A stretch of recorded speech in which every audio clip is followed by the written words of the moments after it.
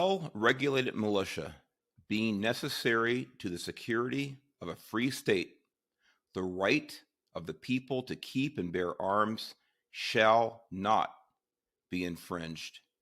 Hello, America. Welcome to your Leo Nation. I'm the Chief Mark Garrett. And once again, so happy for you to be here, to be a part of our wonderful group of listeners and viewers.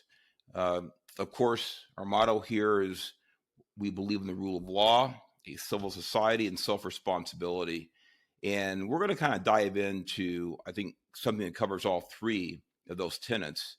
And kind of a, I think, kind of a heavy show as far as information, but great information. So let me dive right into some things we're dealing with across this nation right here today, and something that's attacking our society at the core of the rule of law, the Constitution, the Bill of Rights, nature's laws, God's freedoms that are bestowed on every human being in this world. So with that said, I'm going to read a piece to you, or parts of a piece from you, not the whole thing, from Imprimis, which is a wonderful, wonderful periodical that's produced by Hillsdale College. If you have not subscribed to Imprimis or don't know about it, look it up through Hillsdale College. It's absolutely free. Absolute wonderful resource for almost everything American culture, American history, American education. It's a wonderful world education. So check it out. So that's what I'm reading from today. This piece is from about 10 years ago, 2013. And it's written by Edward Erler for Imprimis. And let me dive right into it. Again, 2013. We are currently mired in a frantic debate about the rights of gun owners. One example should suffice to prove that the debate has become hysterical. Second Amendment supporters, one prominent but less than articulate member of Congress alleges, have become enablers of mass murder. This is a congressperson from 10 years ago saying that you and I and everybody who believes in the right to bear arms is an enabler of mass murder. That hysteria continues now, as we know. Special animus has been directed against so-called assault rifles. These are semi-automatic, not automatic weapons. The latter have been illegal under federal law since the 1930s. Because they require a trigger pull for every round fired. Semi-automatic firearms, to be sure, can be fitted with large capacity magazines, but what inspires the ire of gun control advocates seems to be their menacing look. Somehow they don't appear to fit for polite society. No law-abiding citizen could possibly need such a weapon, we are told. After all, how many rounds from a high-powered rifle are needed to kill a deer? And we are assured that these weapons are not well adapted for self-defense, that only the military and the police need to have them. Now, it's undeniable, Senator Dianne Feinstein, to the contrary notwithstanding, that semi-automatic weapons such as the AR-15 are extremely well adapted for home defense, especially against a crime that is becoming more and more popular among criminals, the home invasion. Over the past 2 decades, gun ownership has increased dramatically at the same time that crime rates have decreased. By the way, it's still true today, even 10 years later. Combine this with the fact that most gun crimes are committed with stolen or illegally obtained weapons, and the formula to decrease crime is clear. Increase the number of responsible gun owners and prosecute to the greatest extent possible under the law those who commit gun-related crimes or possess weapons illegally. Now, this is what has changed dramatically in the last decade, that the prosecution of those committing gun violence or in possession of guns illegally are more likely to be released from prison early, are more likely not to be prosecuted, or are more likely to be prosecuted for lesser crimes than they should have. This is the problem, one of the problems. Consider also that assault rifles are rarely used by criminals because they are neither easily portable nor easily concealed. In Chicago, the murder capital of America, a city with draconian gun laws, pistols are the weapons of choice, even for gang-related executions. But of course, there are horrible exceptions. The mass shootings in recent years, and certainly we must keep assault weapons with high-capacity magazines out of the hands of people who are prone to commit such atrocities. In other words, criminals. It goes on to talk about some contemporary shootings of the times. Articles was written, and I won't touch on those. They speak for themselves. But moving forward, I want to go back to what I read in this opening, the Second Amendment. The Second Amendment talks about the militia, and so does this article. The whole people are the militia. The Second Amendment reads as follows: a well-regulated militia being necessary to the security of a free state, the right of the people to keep and bear arms shall not be infringed. The immediate impetus for the amendment has never been in dispute. Many of the revolutionary generation believed standing armies were dangerous to liberty. Militias made up of citizen soldiers, they reasoned, were more suitable to the character of Republican government.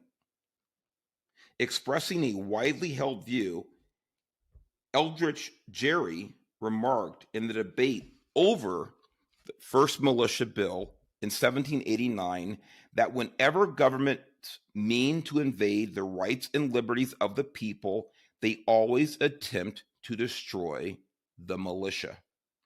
The Second Amendment is unique among the amendments in the Bill of Rights in that it contains a preface explaining the reason for the right protected. Militias are necessary for the security of a free state. We cannot read the words free state here as a reference to the several states that make up the Union. The frequent use of the phrase free state in the founding era makes it abundantly clear that it means a non-tyrannical or non-despotic state.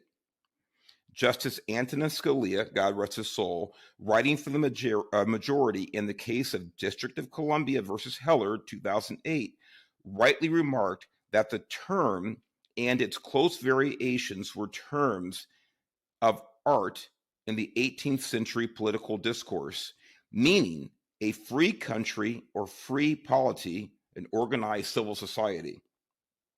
The principal constitutional debate leading up to the Heller decision was about whether the right to keep and bear arms was an individual right or a collective right conditioned upon service in the militia. As a general matter, of course, the idea of collective rights was unknown to the framers. Ladies and gentlemen, listen to that again. As a general rule, of course, the idea of collective rights was unknown to the framers of the Constitution. And this consideration alone have been decisive. We have James Madison's own testimony that the provisions of the Bill of Rights relate first to private rights. The notion of collective rights is wholly the invention of the progressive founders of the administrative state, who were engaged in self-conscious effort to supplant the principles of limited government embodied in the Constitution. For these progressives, what Madison and other fathers called the rights of human nature were merely a delusion characteristic of the 18th century. Science, they held, has proven that there is no permanent human nature, that there are only evolving social conditions. As a result, they regarded what the fathers called rights of human nature as enemy of collective welfare, which should always take precedence over the rights of the individuals. For the progressives then and now, the welfare of the people, not liberty. I'll repeat that. The welfare of the people, not individual liberty, is the primary object of government, and government should always be in the hands of the experts. This is the real origin of today's gun control hysteria, the idea that professional police forces and military have rendered the armed citizen superfluous, that no individual should be responsible for the defense of himself and his family, but should leave it to the experts. Now I'm going to go back to what I say every time we open the show: the rule of law, self-responsibility, civil society. I also talk about where law enforcement starts. The name of the show is Your Leo Nation. It's not government's nation. It's your Leo Nation. And I chose those words carefully. Your Leo, your law enforcement. Law enforcement starts with, first and foremost, self-policing, self-control, adherence to the rule of law. The next level is not only your right, but your responsibility to defend yourself. It is not the responsibility of others or any entity to defend you before you can defend yourself. Of course, there are many amongst us who are helpless in the sense of whether it's age or other incapacities. But morally speaking, it starts with you, not the government. The government is there as a catch-all and as a backup to your responsibilities and your rights. The idea of individual responsibilities along with that of individual rights is in fact incompatible with the progressive vision of the common welfare.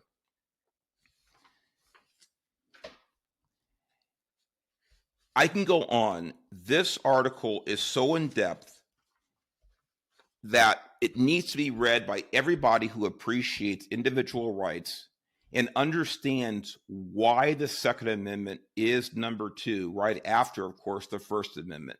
There's a reason they put them in that order. There's a reason it's part of the Bill of Rights, the first revisions, the first amendments to the Constitution. It's there for a reason. It's an individual right. It's not a collective right of the state.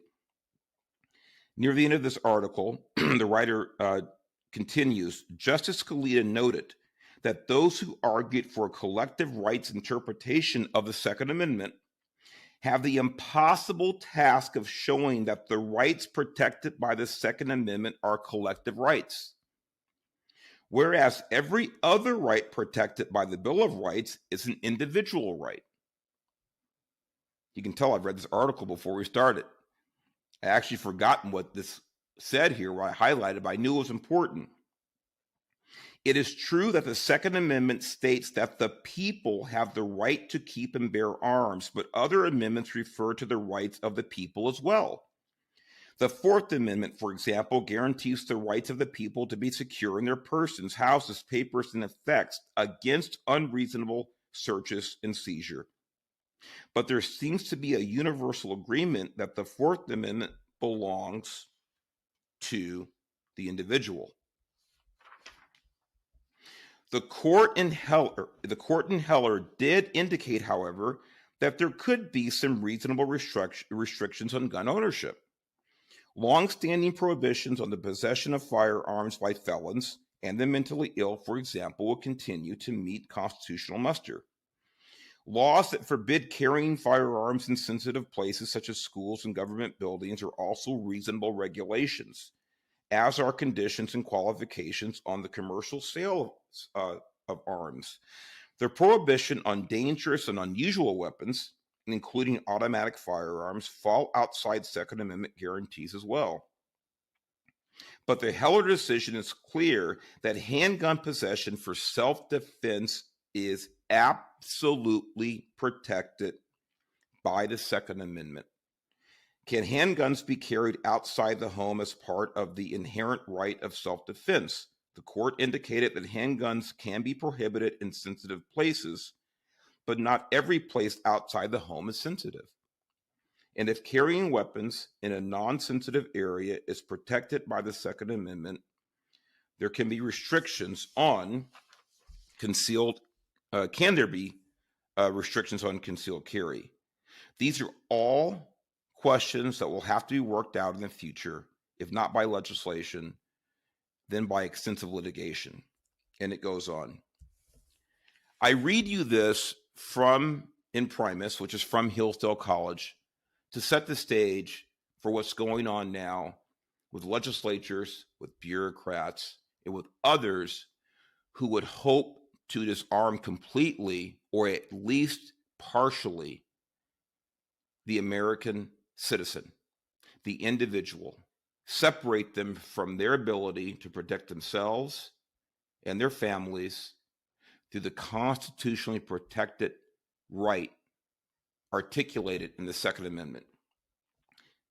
For example, here in my wonderful home state of Los Angeles, of California, Los Angeles County, our County Board of Supervisors is at it again with their ingenious plans to make us all safer.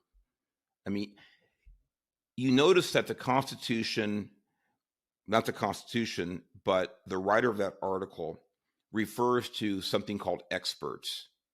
It's also referred to in other books and other writings by brilliant people over the past hundreds and thousands of years as masterminds.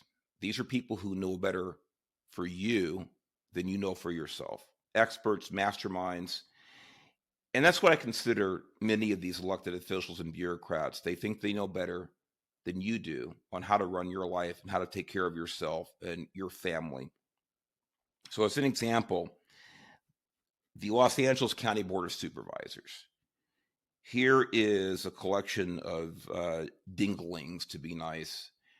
I don't think these people have ever read the Constitution, and I don't mean that as a joke or be flip. I don't think they have. Now, maybe some of them are lawyers, and they will tell me, of course, I've read the Constitution. I know what it says. I know what the Bill of Rights is. They may have, but if they have, they certainly have either forgotten what it says or they have disregarded, knowingly disregarded what it says.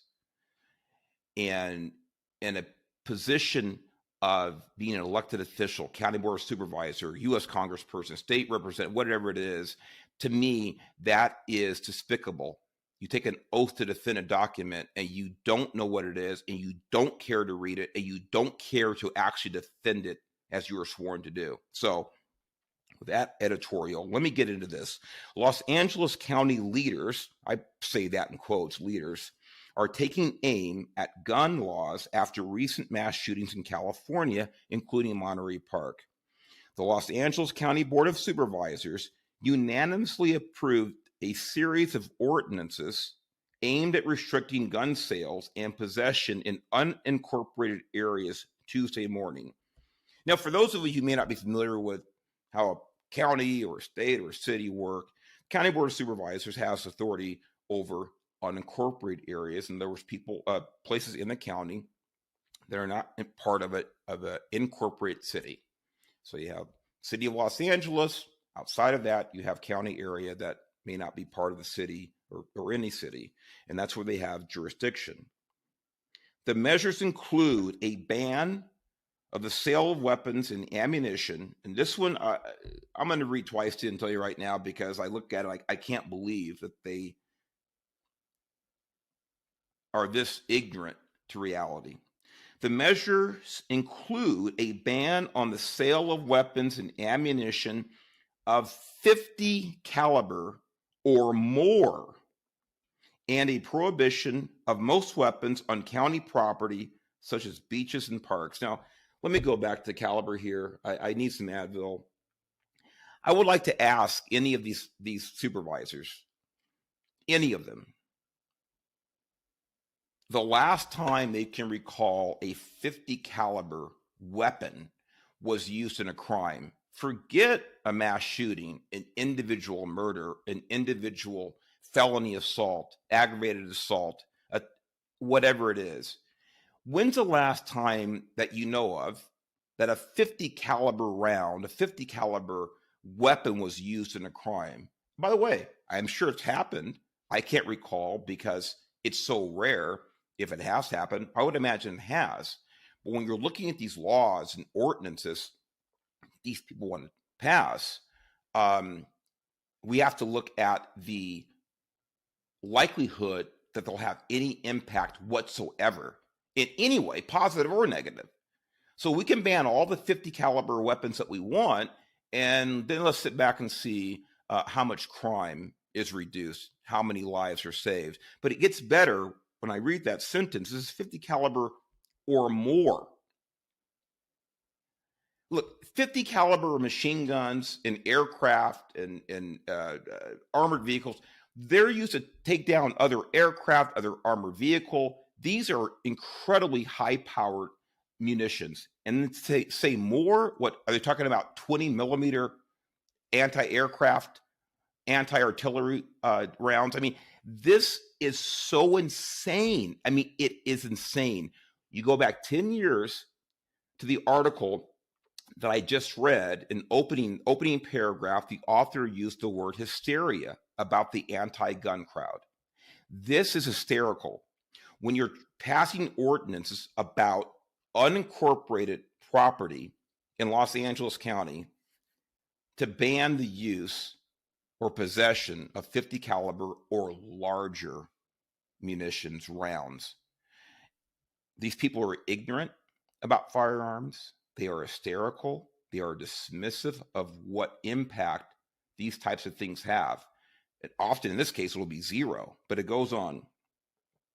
Officials want to tighten restrictions on ownership and sales, discussing methods to prevent mass shootings, from mental health care assessment to policing and sentencing to gun safety.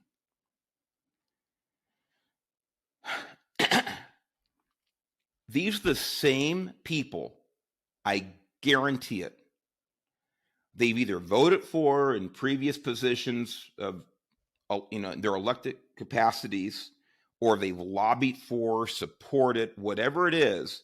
These are the same people who are cheerleaders for such wonderful, wonderful, wonderful programs as restorative justice and releasing felons from prison early, reducing sentences for previous felonious activity. These are the same people that have put more felons back on the street in this state than anybody could have the worst nightmare about. But now they want to fix the problem of gun violence with reforming sentencing for gun safety. These people are psychotic.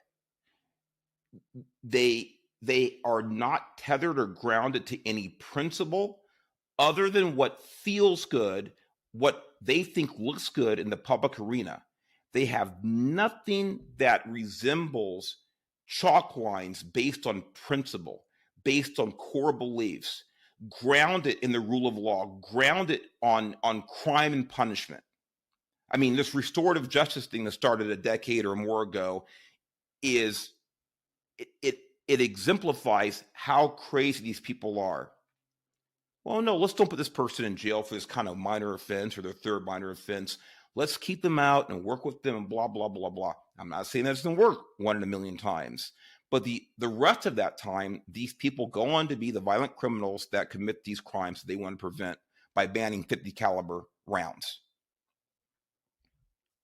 Tuesday morning, the Los Angeles, by the way, this is early February. Tuesday morning, the Los Angeles County Board of Supervisors met to consider proposed laws involving the sale and ownership of guns in unincorporated areas of the county. The supervisors unanimously approved a series of motions. Quote, the first bans the sale of 50 caliber guns and ammunition in unincorporated county. These are the giant bullets designed for combat that make killing easy because of the damage they do to the human body, said Los Angeles County Supervisor Janice Hahn before Tuesday's morning meeting. I've already commented on how ridiculous the whole 50 caliber thing is. Today, living in the United States of America means being at risk of becoming a victim of a mass shooting. Time is of the essence, and we must Act now, said LA County Supervisor Hilda Solis before the meeting. Also part of the ordinance is passed allowing only sworn officers and members of the military to carry firearms in certain county areas like beaches and parks, prohibiting people under 21 from going into gun showrooms. I got to stop right there.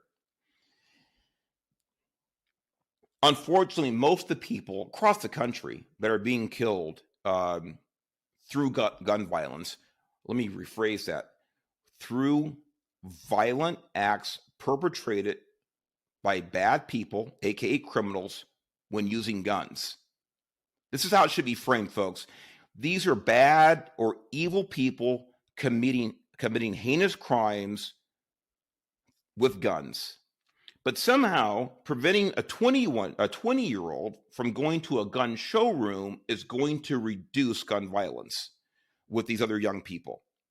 Do they really think that the vast majority of these criminals, who unfortunately are young people that are running around, are going to stop their activity, or the activity is going to be reduced because you curtail the number of younger people going to a gun showroom in unincorporated parts of Los Angeles County or any county? This is psychosis. This is madness. It's delusional.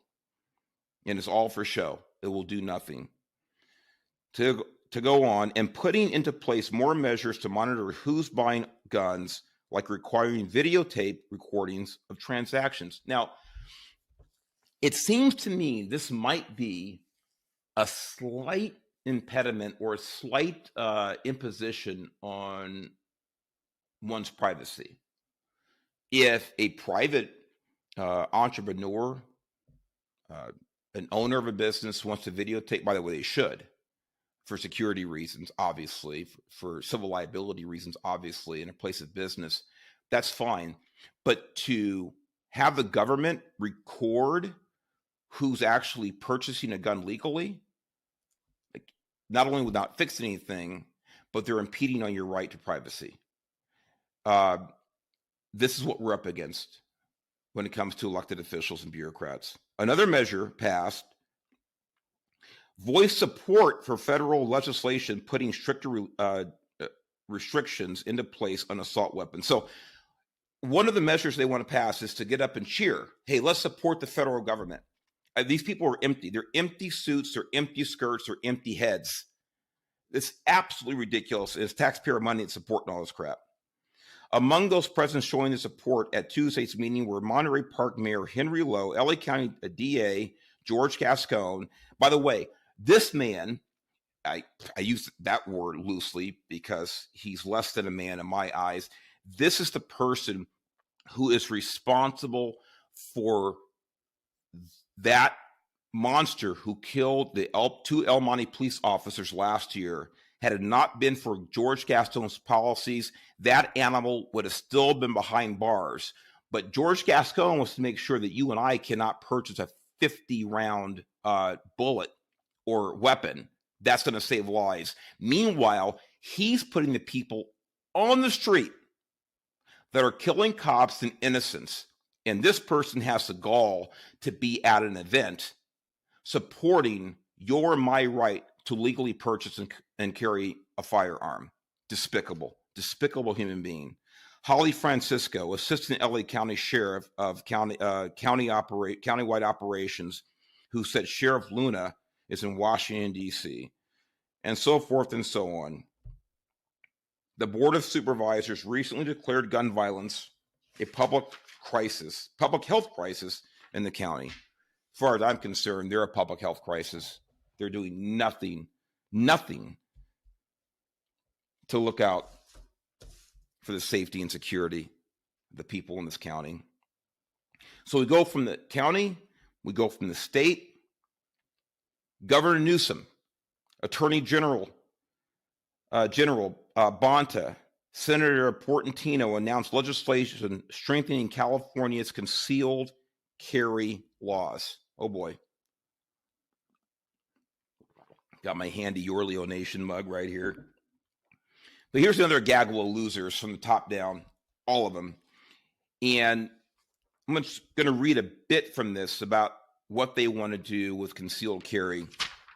It's SB 2 is a legislation proposal, strengthens our state by ensuring those carrying firearms in public are responsible, law-abiding citizens who do not pose a danger to themselves or others. My God, in California, you have to go through so many hoops to purchase a firearm in the first place. Forget about getting a CCW, the right to carry a concealed weapon, and they want to strengthen those. I mean, what is it now?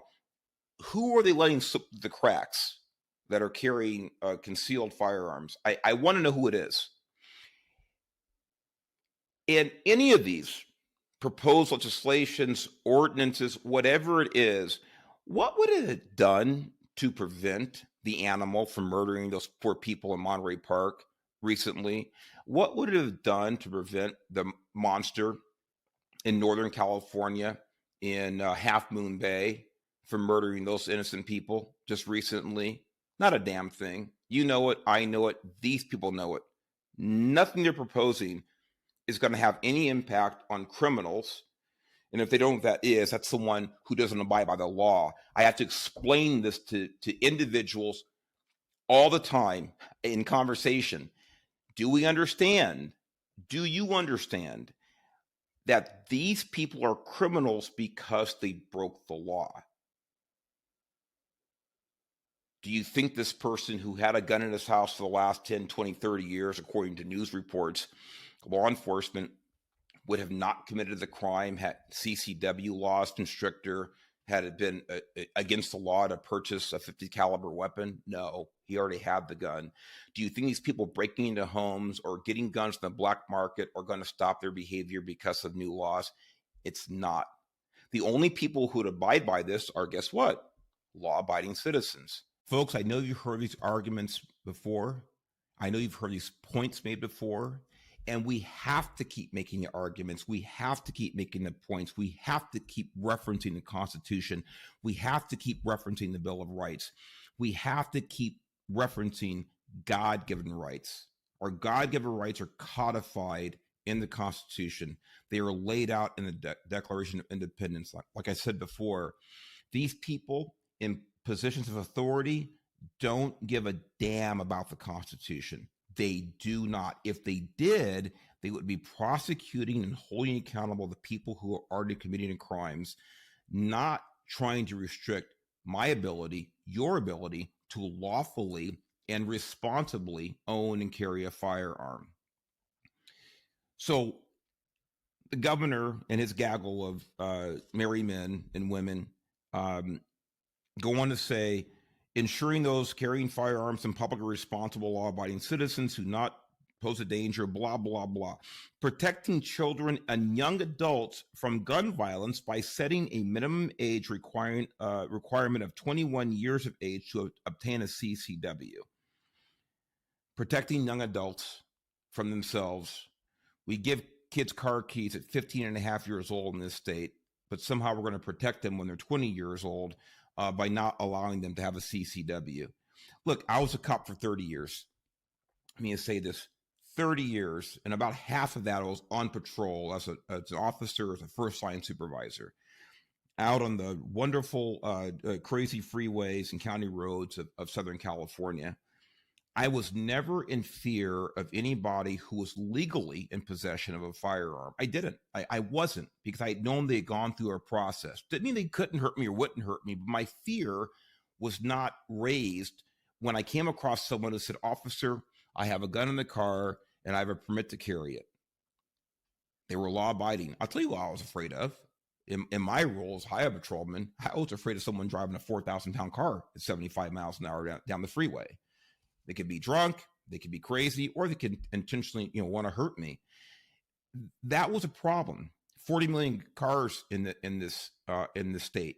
The point is this: is that if either someone is law-abiding or they're not law-abiding. If they're law-abiding, I'm not afraid of them violating the law in general. So protecting us through these laws from ourselves, again, it's a psychosis. It's an emotional approach. And again, it's just cheerleading for this stuff. And I just don't buy into it. I know you don't either.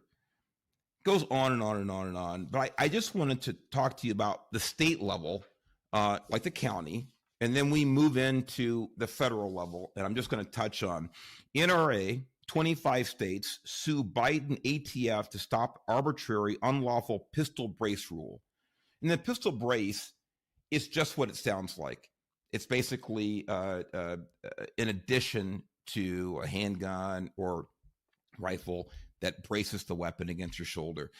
There are about 30 or 40 million of these out there, or gun owners who own them, put it this way. Well, if this is not overturned through the court process, it literally overnight makes 30 or 40 million Americans felons. Overnight. If you don't register your gun or turn the brace in or whatever it is, doesn't matter. But these are people who've gone out, legally purchased a firearm, responsibly used a firearm. They have a device they wanted to add on to the firearm. And because the ATF, for whatever reason, the federal government, for whatever reason, say these things are dangerous, they're going to make someone, more likely to go out and commit a crime, or it makes it easier for someone to commit a crime. Again, folks, either someone's law-abiding or they're not. If they're going to go out and commit a crime, they're going to go out and commit a crime with a 22 revolver. If they are not of a criminal mindset, criminal nature, if they are not a criminal, they're not going to take their 20-50 caliber rifles and go out and shoot anybody. This is really, really simple stuff. It is simple stuff. Terribly tragic when these people do go out, criminals do go out and commit these crimes. But the point is, it's not going to do anything when they continue to target the law-abiding citizen.